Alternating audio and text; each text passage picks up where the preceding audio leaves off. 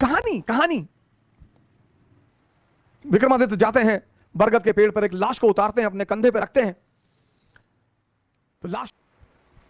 तो लाश ने विक्रमादित्य को कहानी सुनानी शुरू की कि एक गांव में एक आचार्य जी रहते थे, उनकी बड़ी खूबसूरत बेटी थी और उनके 3 शिष्य थे और तीनों उस लड़की को बहुत प्यार करते थे और तीनों बड़े योग्य थे।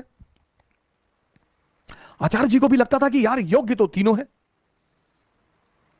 लड़की को भी लगता था कि योग्य तो तीनों है, तो शादी किससे करूं? बाप और बेटी दोनों बड़े कंफ्यूज थे कि विवाह किससे किया जाए।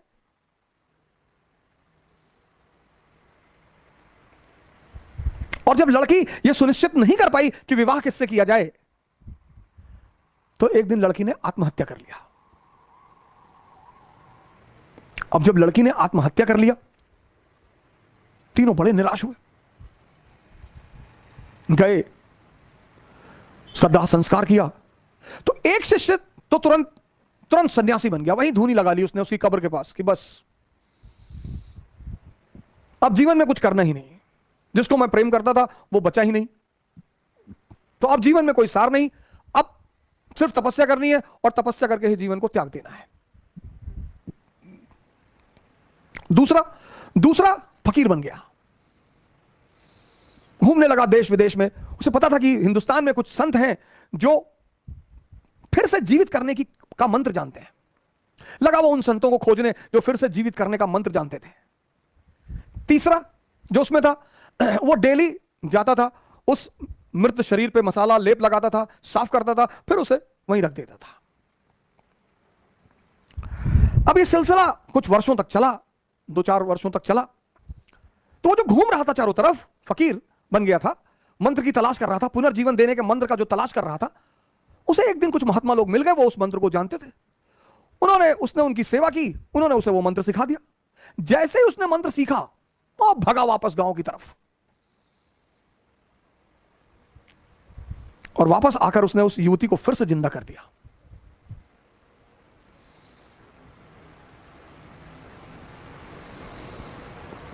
जब उसने फिर से जिंदा कर दिया, तीनों दावेदार फिर खड़े हो गए और अब तो युवती और सुंदर हो गई।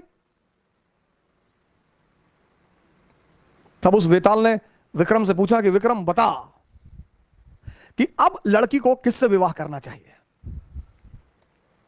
अगर तेरे मन में उत्तर आ रहा है और तू जवाब नहीं देगा तो तेरे सर के टुकड़े टुकड़े हो जाएंगे, और अगर तूने जवाब दिया तो मैं तुझे छोड़कर चला जाऊंगा।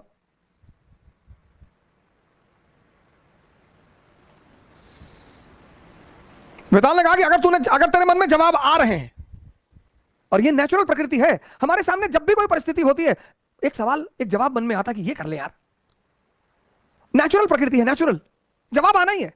तो वेताल ने कहा कि देख विक्रम, अगर तेरे मन में जवाब आ रहा है और तूने मुझे नहीं दिया तो तेरे सर के टुकड़े टुकड़े हो जाएंगे, और अगर दे दिया तो मैं चला जाऊंगा। योग्य आदमी भाई, योग्य हो अयोग्य हो, मन में परिस्थिति में अगर परिस्थिति बन रही है तो जवाब आएगा। तो विक्रमादित्य ने जवाब देना शुरू किया। कहा जो मंत्र सीख कर आया और जिसने पुनः जीवन दिया वो पिता तुल्य है। जीवन देना का काम किसका है? पिता का। क्या दर्शन है सर, जीवन देने का काम किसका है? पिता का। तो जिसने मंत्र सीख कर जीवन दिया वो पिता तुल्य है, मुझसे विवाह नहीं होगा। जिसने उस शरीर की सेवा की 4 साल तक, वो पुत्र का धर्म है, सेवा करना पुत्र का धर्म है, वो भी बाहर हो गया। जिसने अपनी ही जिंदगी दांव पे लगा दी, यही प्रेम की कसौटी है, विवाह उससे होना चाहिए। यह था शिक्षा देने का तरीका। और जैसे ही विक्रमादित्य ने जवाब दिया, वेताल उड़ चला कि तूने बोल दिया विक्रम। यानी अब सुनिए, इस कहानी का दूसरा उद्देश्य क्या है? मौन। परम की जो प्राप्ति होगी वो मौन में होगी।